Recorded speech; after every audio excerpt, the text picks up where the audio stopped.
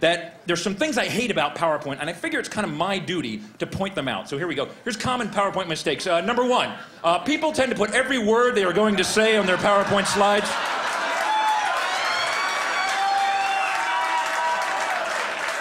Although this eliminates the need to memorize your talk, ultimately this makes your slides crowded, wordy, and boring.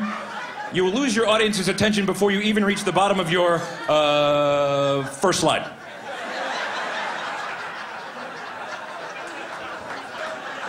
Please don't do that anymore, please. Number two, most common. Many people do not run spell check. Big mistake. Nothing makes you look stupider than spelling errors. If it's got a red line under it, recheck the spelling. And then finally, I hate this. Avoid excessive bullet pointing. Only bullet key points.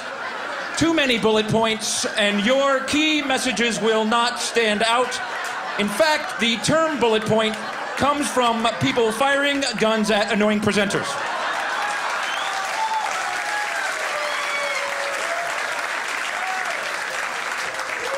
Hence the bullet point. Bad color schemes, not good.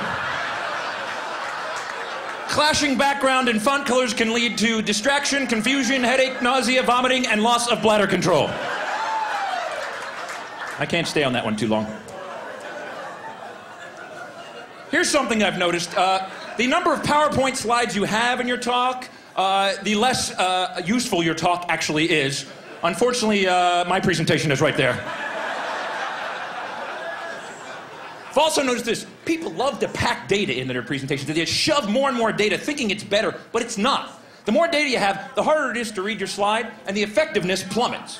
Now you can improve the effectiveness by adding some shading and some 3D effects, and then some second order and third order effects, and then, I know, let's add some labels. That'll help a lot.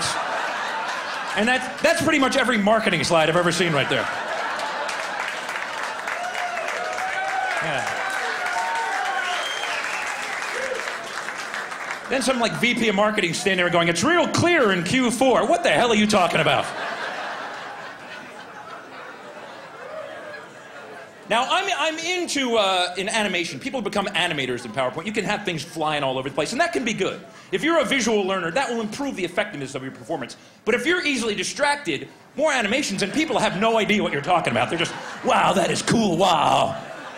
And there's regions here, by the way. There's the simple but effective region. There's the active but confusing, the effective but boring, the active but ineffective, the dull but static region, the busy but useless, the ADD only region, the useful but amusing, the stupid but confusing, the dull triangle, the hyper triangle, the sleepy square, the dizzying pentagon, and everything else I just call pointless motion. That slide right there took me an hour and a half to make, right there. PowerPoint can just suck the life out of you. It's amazing.